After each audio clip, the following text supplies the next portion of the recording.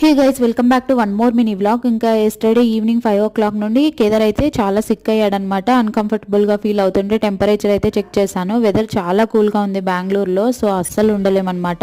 ఇంకా చెక్ చేసి చూస్తే 99 సంథింగ్ ఉంది. సోముకు వెంటనే కాల్ చేసి చెప్తే ఆఫీస్ నుండి అపాయింట్మెంట్ బుక్ చేసుకొని ఇంటికైతే వచ్చి మమ్మల్ని పికప్ చేసుకొని డాక్టర్ దగ్గరికి అయితే తీసుకెళ్ళాడనమాట.